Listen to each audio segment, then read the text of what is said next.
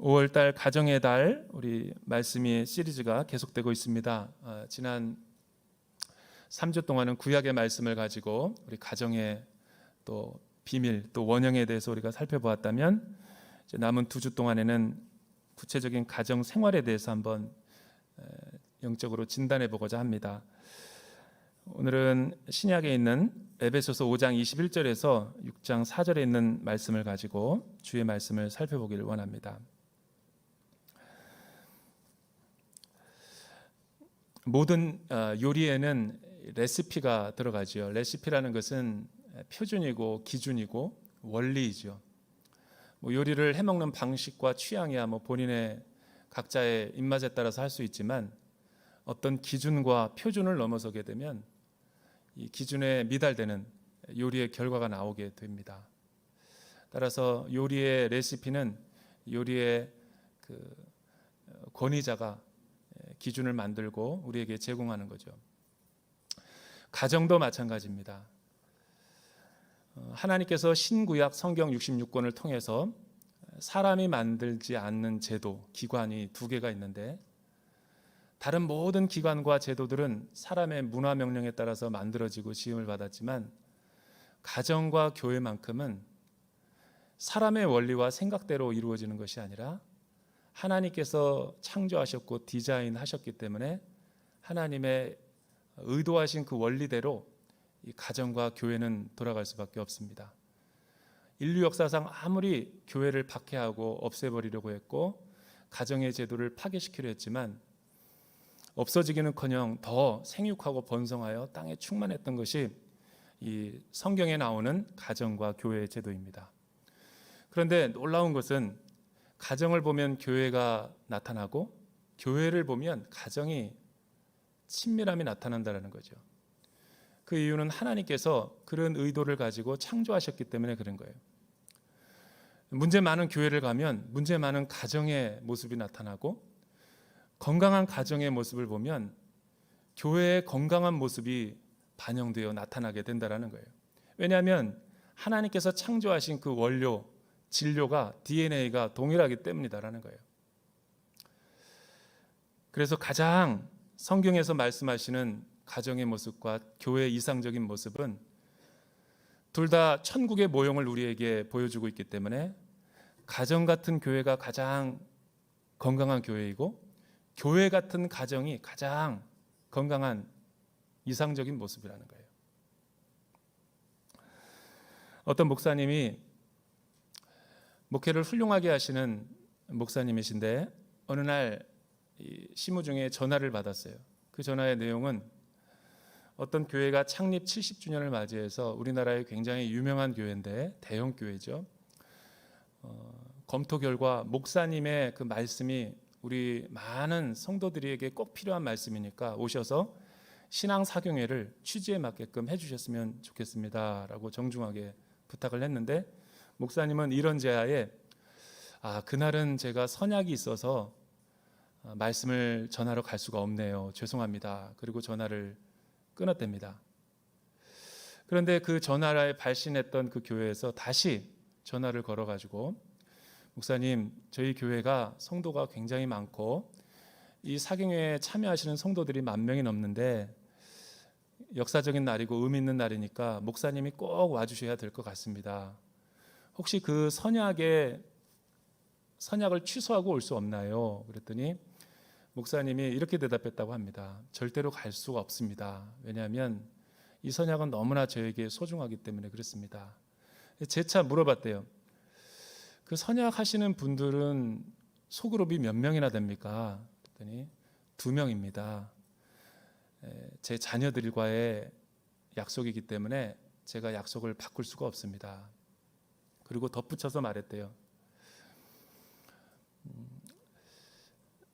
사실은 다른 목사님들은 또 말씀을 훌륭하게 전하시는 목사님이 그 교회에 가서 창립 70주년을 할 수는 있지만 저희 자녀에게 저는 저밖에 이 약속을 지킬 수가 없습니다. 그래서 저는 그 신앙 사경회에 갈 수가 없습니다. 이 목사님은 그만큼 이 가정을 돌보는 일이 중요한 사명이고 목회의 본분이라는 것을 인식하고 목양을 하고 있었던 거죠. 누차 여러분들에게 설교에서 이야기를 나눴지만 코로나가 오기 전에는 한 번도 이런 내면의 성찰을 해본 적이 없어요. 우리의 가정이 얼마나 소중하고 또 얼마나 귀한지를 1년 몇 개월 동안에 보면서 저 자신이 저를 보고 또 이 가정의 달을 맞이해서 말씀을 묵상하는 가운데 저의 신앙 고백적인 회개를 먼저 하게 되고, 우리가 얼마나 그동안 쌓아왔던 바벨탑과 같은 탐욕과 욕망과 권력지향적인 삶과 성취의 삶, 성공을 향한 우리의 모든 욕망들이 별거 아니라는 것이 영혼의 민낯이 다 드러나게 되었다라는 것을, 그동안 코로나가 가르쳐준 교훈이 무엇입니까?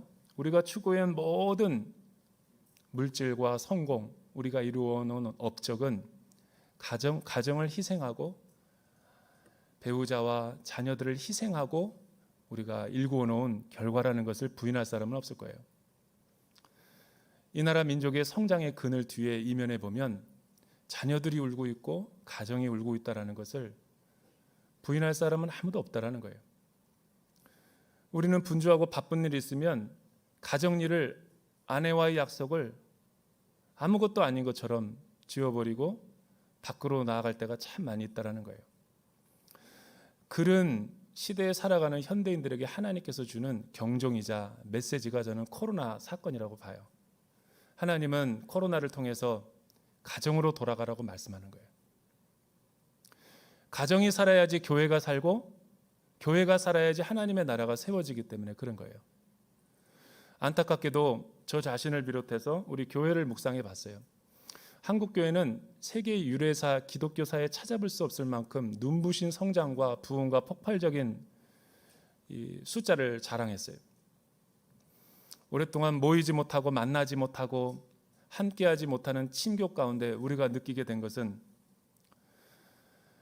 교회 목회자들은 여기에서 벗어나 있는가?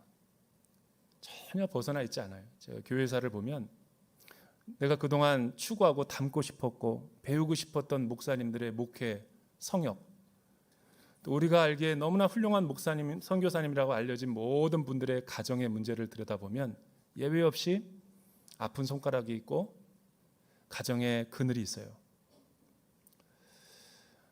사역은 열매를 맺었을지 모르지만 시간이 가고 하나님 앞에 부름이 받을 날이 가까우면 가까울수록 내 곁을 지켜주는 것은 교회 성도들이 아니라 가정이라는 거예요.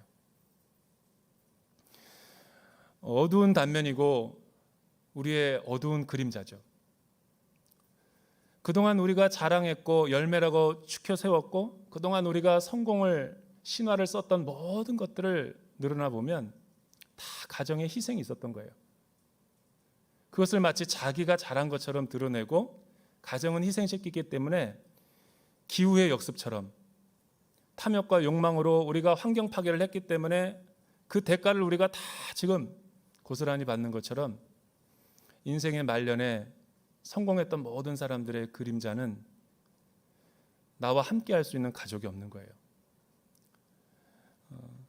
그래서 우리가 오늘 말씀을 더 하나님의 음성으로 우리에게 들을 필요가 있죠. 그러나 성경은 항상 우리에게 절망만 이야기하는 것이 아니라 내가 절망 속에 나의 비참한 모습을 보고 하나님의 말씀, 언약으로 다시 돌아가면 하나님의 약속대로 내가 순종하면 하나님은 반드시 우리의 가정을 회복시키시고 살리시고 새 창조의 역사를 일으켜 주신다라는 게 복음 중에 복음인 거죠. 어떻게 우리의 가정을, 무너진 가정을 회복시킬 수 있을까? 5가지 영적인 원리를 우리에게 가르쳐주고 있습니다. 먼저 첫 번째는 22절과 24절 우리 같이 한번 읽어볼까요? 죄송합니다. 21절에서 24절에 있는 말씀이에요. 같이 읽어보죠. 시작. 그리스도를 경외함으로 서로 복종하십시오. 아내들이여 남편에게 복종하기를 주께 복종하듯 하십시오. 이는 그리스도께서 교회의 머리 되심 같이 남편은 아내의 머리이기 때문입니다. 그리스도가 바로 몸의 구주이십니다. 교회가 그리스도께 복종하듯 아내들도 모든 일에 남편에게 복종하십시오. 여기에서 보면 에베소서는 참 놀라운 것이 이 깨어진 세상을 어떻게 치유하고 회복할 것인가 라고 문제 제기를 한 다음에 그 치유의 방법을 구원론으로 십자가로 설명을 하고 있어요. 하나님은 깨어진 인류의 상황을 자기 아들을 보내셔서 십자가의 사건을 통해 모든 깨어진 사회와 가정, 이 민족을 치유할 수 있는 솔루션으로 우리에게 제공해 주셨어요. 그런데 그 깨어진 세상 속에서 이 구원을 받고 믿음을 가지게 된 이후에 우리가 이 깨어진 세계를 어떻게 회복시킬 것인가?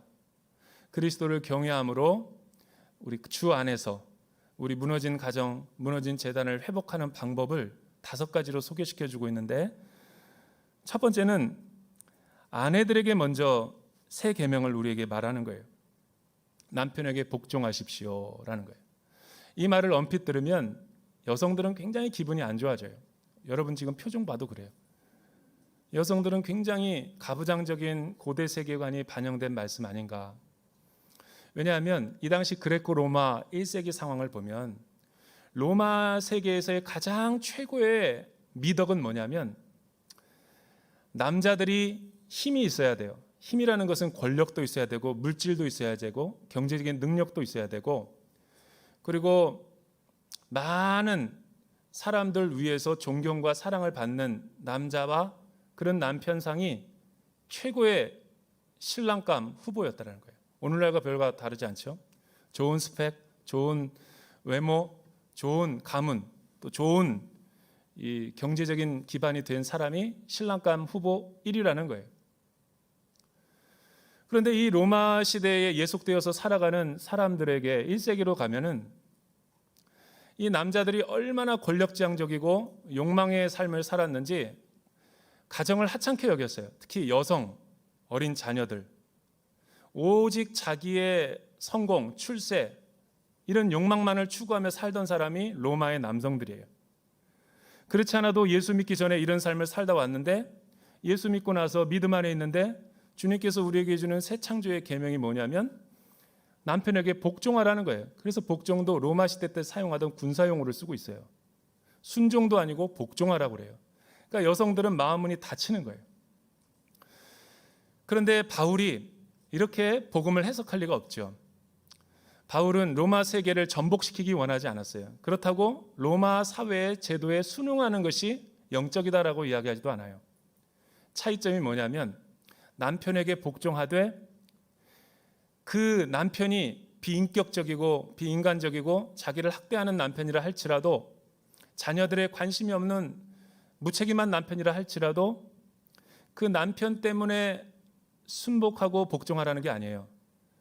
24절까지 보면은 죽게 하듯 복종하라라는 말을 넣고 주 안에서, 또 하나는 뭐냐면 그리스도께서 교회의 머리 되심 같이 남편은 아내의 머리이기 때문이다. 즉 교회의 머리라는 헬라어를 보면 케팔라예요. 케팔라, 헤드십, 어서러티죠. 권위. 그 권위를 주신 분이 누굽니까? 가정은 인간이 만든 제도가 아니에요. 창세기 20장 24절에 보면 하나님께서 남자를 먼저 에덴 동산에서 창조하시고 홀로 있는 것이 좋지 않아서 남자의 갈비뼈를 이용해서 아내를 만든 거예요. 남자는 흙으로 만들고 여자는 뼈로 만들었으니까 남자와 여자는 차이가 있을 수밖에 없어요. 생각하는 것과 느끼는 것과 대화하는 방법이 완전히 다르죠. 다른 것은 틀린 게 아니죠. 그런데 이게 왜곡되고 이런 가치관이 전도가 되면서 이 모든 인본주의 세계에서는 남성이 최고라는 우월성을 가지고 여성들과 가부장적인 문화로 지배하게 된 거죠. 우리나라도 마찬가지예요.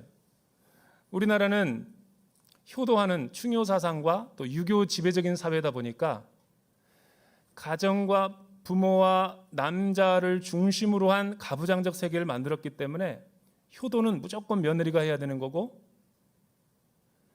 그런 식으로 왜곡되어 있는 거죠. 그러니까 하나님이 창조하신 부부가 없는 거예요. 우리나라에는.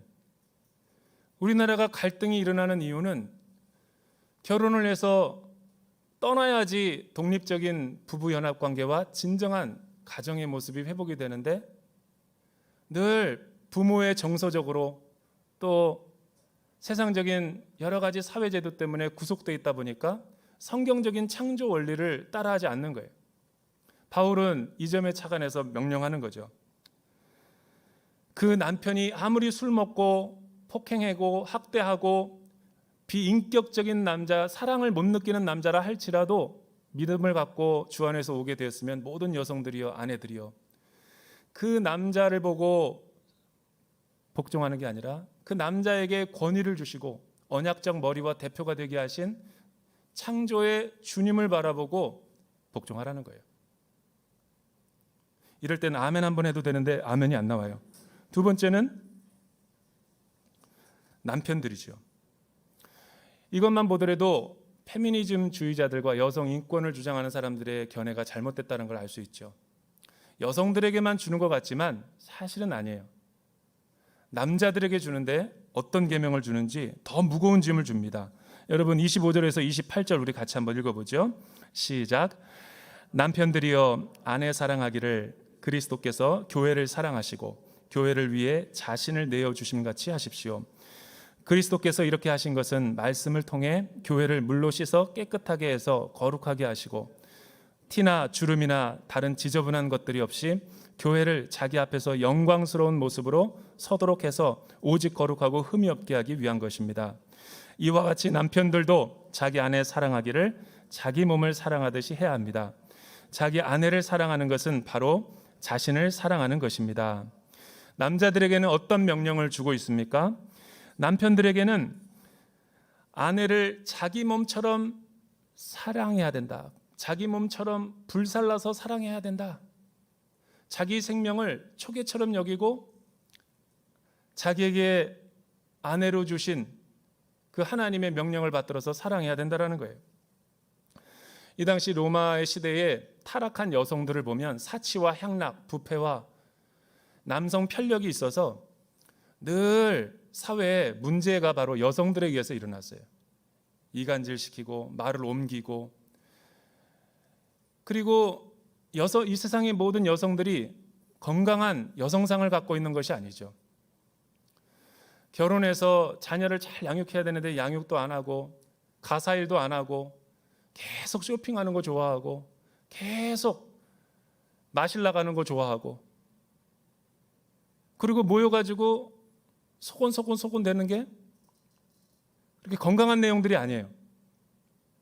학교 교사를 가십하고 그러니까 여성이 순수하고 건강한 여성들도 있지만 세속적인 여성들을 보면 명품만 메고 사치와 안 좋은 로마 사회의 모습을 보고 남편들에게 얘기하는 거예요. 믿음을 가졌다면 그런 여성들이라 할지라도 포기하면 안 되고 그리스도께서 교회를 사랑하는 마음으로 자기를 생명을 희생하고 죽여서 교회를 세운 것처럼 남편들도 아내를 자기의 생명을 바쳐서 책임감 있게 끝까지 사랑해야 한다는 거예요. 제가 질문해 볼게요. 남자가 힘들어요? 여자가 힘들어요? 여성은 복종하는 척하면 되잖아요. 남자는 죽어야 돼요. 그래서 평생 가정을 보면 부부 갈등이 있는 거예요. 남편이 자기를 희생하지 않으려고 하면 가정이 늘 행복하지 못한 거예요. 여성이 남편에게 자꾸만 존경과 사랑과 격려보다는 불순종과 비방과 여러 가지 원망을 늘어놓으면 가정의 건강한 관계가 다 깨어져 버리는 거죠. 그래서 성경은 나 여자에게만 말하지도 않고 남자에게만 말하지 않고 그리스도를 경외함으로 서로 사랑하고 서로 존경하라라고 이야기를 하는 거예요. 서로라는 말은 함께 연합되어서. 우리나라가 점점 결혼 제도가 무너지고 가정이 파괴되어지는 이혼율이 급증하는 이유가 무엇이냐면 부부가 떠나지 않기 때문에 그러는 거예요. 시댁과 친정 사이에서 자꾸만 뒤에서 드론 날리듯이 조종하니까. 그러니까 부부끼리 서로 의논하고 결정하고 책임감 있게 하나님의 말씀을 순종하면서 계명을 지켜야 되는데, 이 부부의 연합을 깨트리는 방해 요소들이 너무 많아요. 가정의 위기는 여기서 시작되는 거죠. 진정한 가정을 맛보고 싶다면 정서적인 독립, 또한 믿음 안에서의 독립을 하지 않으면 우리의 건강한 가정의 초석이 놓여지지 않는다라는 거죠. 더 놀라운 계명을 주죠. 6장 1절에 보면 자녀들에게도 명령을 줍니다. 우리 한번 6장 1절 말씀, 2절 말씀, 3절 말씀, 1절에서 3절까지 한번 읽어볼까요? 6장 시작. 자녀들이여 주 안에서 부모에게 순종하십시오. 이것이 옳은 일입니다. 내 아버지와 어머니를 공경하라. 이것은 약속 있는 첫 계명으로 그러면 내가 잘 되고 땅에서 장수하리라 라고 약속돼 있습니다. 서로 부부가 존경하고 배려해야 되죠. 네 번째는 자녀들은 부모에게 순종해야 된다는 거예요. 이 말도 약간 어폐가 있어요. 왜냐하면 마초의 남성상이 강한 로마 시대의 사회에서, 로마 시대가 얼마나 자녀 교육에 있어 스파르타식으로 엄격하게 했냐면, 자녀를 낳고 자녀가 무능력하고 아비를 닮지 않으면 입양을 해서 자신의 모든 재산과 자신의 권력을 입양의 자녀에게 물려주는 제도가 있었어요. 그러니까 우리나라처럼 자기가 낳았다 그래서 자녀에게 모든 걸 물려주는 제도가 아니에요. 입양 제도가 그래서 로마에 발달된 거죠. 그리고 태어나자마자 부모가 자녀를 가리킨 로마 남자는 없어요. 탁월한 교사를 붙여가지고 스파르타식으로 엄격하게, 왜냐하면 경쟁에서 살아남아야 되고 힘과 권력을 가져야 되니까. 거기에 미달한 사람들은 입양아로 대체하는 거예요. 무서운 제도죠. 피도 눈물도 없는 것이 로마의 가족의 가부장적인 아버지였어요. 자녀가 아버지의 얼굴을 한번 뵙기가 쉽지 않았습니다. 이런 학대받는 자녀에게 부모가 자녀를 품어라라고 말한 게 아니라 연약한 자녀들에게 내 부모를 순종하라. 쉽게 납득이 안 되죠. 이렇게 한 이유도 출애굽기 20장 12절과 10계명의 5계명에 근거하는 거예요. 그러니까 사회 제도에 의해서 순종하라는 게 아니라 하나님 약속의 말씀에 근거해서 그 부모의 권위를 준 하나님의 권위를 의지하고 부모에게 순종하라. 그러면 약속 있는 첫 계명으로 내가 장수하고 잘 되겠다라는 축복을 약속해 주는 거죠. 그리고 자녀들에게만 일방적으로 하는 게 아니라 4절에 보면 아버지들이여 여러분의 자녀들을 노엽게 하지 말고 주의 교훈과 훈계로 양육하십시오. 이 당시 얼마나 많은 사람들이 자신이 배운 대로, 자신의 주관적인 방식으로, 분노와 혈기대로 자녀들에게 학대하며 스파르타식으로 교육을 시켰는지, 그렇게 하지 말고 여기서도 마찬가지로 주님의 방법과 양육, 훈계로, 말씀으로 자녀를 잘 소중한 하나님의 형상으로 인격적으로 대우하라는 거예요. 얼마나 놀라운 영혼의 혁명입니까? 저는 오늘 말씀을 듣다가 많은 걸 생각해 보았어요. 오늘날 우리의 가정이 왜 이렇게 깨어지고 무너지고 결혼의 제도가 위협받는 때가 오늘날만큼 심각한 때가 언제 있었는가? 왜 우리의 가정은 이렇게 불행하고 만족이 없는 것일까? 하나님의 창조 계명과 말씀대로 행하지 않기 때문에 그렇죠. 자녀를 노엽게 하지 말라라는 말이 제 마음 가운데 와닿았어요. 왜냐하면 저도 인생을 살아보면서 저희 부모님에게, 저희 아버님에게 그런 교육을 한 번도 받아보지 못했어요. 우리는 말하기 전에 주먹이 먼저 날라와. 예. 교육이라는 게 그때는 뭐 그랬죠. 뭐 학교에서나 어디서나 뭐 들어주고 경청 이런 거 없어요. 근데 그게 얼마나 무서운가 하면, 저도 결혼이라는 거를 입문을 하고 또 자녀가 태어나고 나도 모르게 내가 아버지가 되고 가장이 되고 남편이 돼서 가정생활을 이루다 보니까 얼마나 많은 연약함과 한계 또 시행착오가 나타나는지 몰라요. 그래서 오늘 말씀은 나를 포함해서 윤리설교가 아니에요. 하나님의 말씀대로 다시 돌아가자라는 취지에서 권면을 드리고 있는 거죠. 우리 자녀들이 둘이 있는데 두 아들이에요. 아들. 요즘 제가 느끼는 제 삶의 개인적인 변화는 저희 아내가 원래 그러지 않았는데 목소리가 커지고 또 우리 두 아들들이 에너지가 막 넘치면서 가정이 굉장히 많이 혼란스러워지는 거예요. 그리고 점점 내가 딸이 돼가고 있는 거예요. 호르몬의 변화도 있고 위축이 되고 내가 설 자리가 없어서 골방에 가서 기도하고 있는 내 모습을 보게 되는 거예요. 그 참 뭔가가 이상하다라는 느낌이 들었어요. 그리고 늘 첫째 아들은 불만과 여러 가지 불평이 많아져요. 6살 차이지만 이 조그만 아이가 늦게 태어나가지고 계속 이 첫째를 괴롭히는 거예요. 첫째 형아가 소중히 여기는 필통을 갖다 놓고 자기 거라 우기지 않나. 그리고 뭘 자꾸만 형이 사는 거를 자꾸만 몰래 방에 가져가서 학원 갔다 오면은 없어진 걸 보고 흥분하면 또 이 둘이 막 이렇게 다툼을 하는 거예요.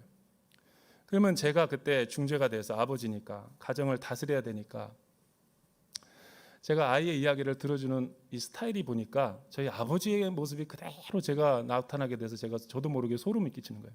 일단 소리부터 지르고 보는 거예요. 빽. 뭐 다짜고짜 이유도 없어. 왜냐하면 동생이 약하니까. 그러니까 첫째가 마음이 굉장히 상해 있는 거예요. 그리고 어느덧 대화가 잘 안 되고 멀어지고. 그래서 제가 감정 코치라는 그 책을 읽어봤어요. 자녀 교육을 내가 얼마나 잘못했다라는지 믿음 안에서 그 책이 저한테 많은 걸 가르쳐 줬는데 대부분의 대한민국의 사회에서 부모님들이 이렇게 한다는 거예요. 아이가 동생이랑 싸울 때 엄마 아빠 제가 내 물건을 가져갔어요. 내가 가장 아끼고 사랑하는 필통을 가져갔는데 제일 먼저 나타나는 반응이 그거 좀 가져가면 어때? 동생이잖아. 제가 하는 말이에요.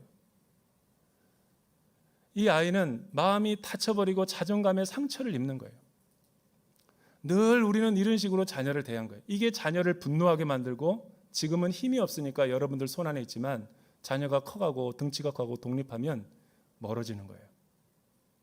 주 안에서 노엽게 하지 말라는 것은 자녀를 한 생명, 소중한 인격, 아직 어리지만 그 아이의 눈높이에 맞게끔 하나님이 주신 형상으로 존귀하게 대하라는 거예요.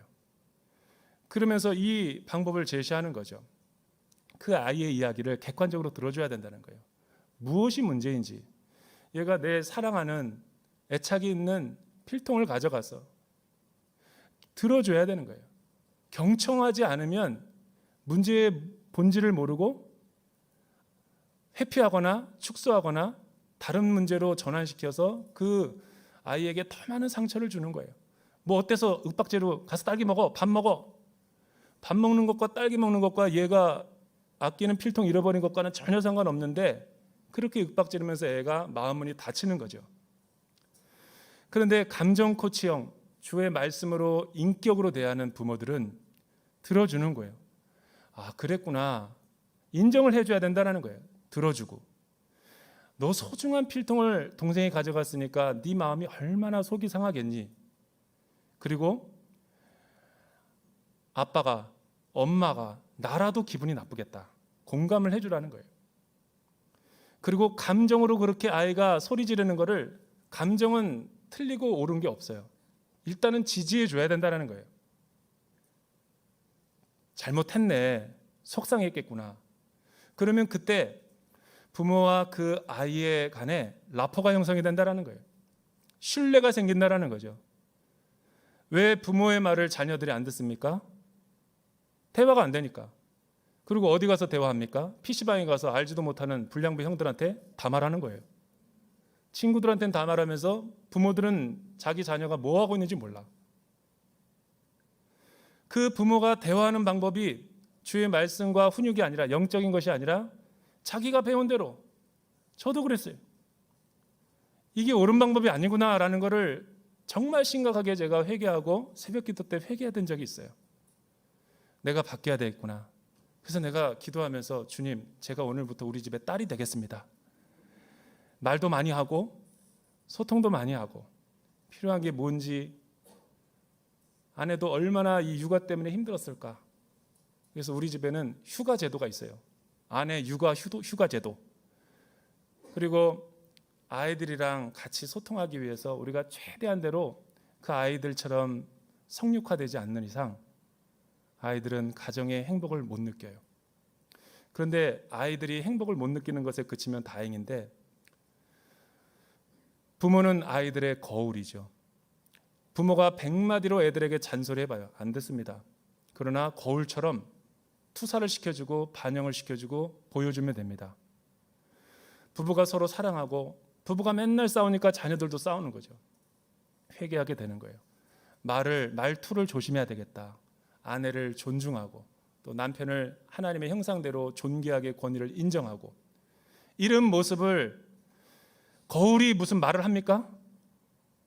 우리가 아침에 일어나서 거울을 보며 화장할 때 거울이 나한테 말 시켜서 내가 고칩니까? 자녀들이 부모가 그렇게 사랑하는 모습을 보면 그 투사를 갖게 되는 거예요. 이런 가정의 모습을 가꾸라고 하나님이 이 골든타임을 주는 거예요. 코로나는 골든타임이에요. 한국 사회에 주는. 여러분, 이 시간 놓치면 두 번 다시 이런 황금시간 안 옵니다. 꽃을 망가뜨리는, 정원을 망가뜨리는 20가지 방법이라는 책이 있어요. 제1원리가 내버려 둬라. 정원은 내버려 두면 다 망가져요. 벌레가 먹고. 그러나 위대한 가드너, 정원사가 와서 다 손질하고 물을 주고 맑은 물 주고 블레싱하면 정원이 행복해지는 거죠. 혼인신고했다고 가정이 행복해지는 거 아닙니다. 결혼하지 않았다고 아버지가 아닌 게 아니죠. 나는 싱글이기 때문에 어머니가 아니다라는 게 아니죠. 결혼할 준비가 돼 있고 이 약속 있는 첫 계명을 지키겠다라고 하는 사람들 안에서 행복한 가정이 이루어지는 거예요. 이런 가정은 우리 가족을 넘어 순과 이웃들, 세상의 가정을 이롭게 하는 하나님의 구원의 통로가 되는 거예요. 기도하겠습니다. 사랑하는 주님, 오늘 우리에게 귀한 영적인 생명의 말씀 주시면 감사합니다. 오늘 교회 성도들이 주 안에서 건강한 가정의 모습을 회복하게 하여 주시옵소서. 예수님의 이름으로 기도드립니다.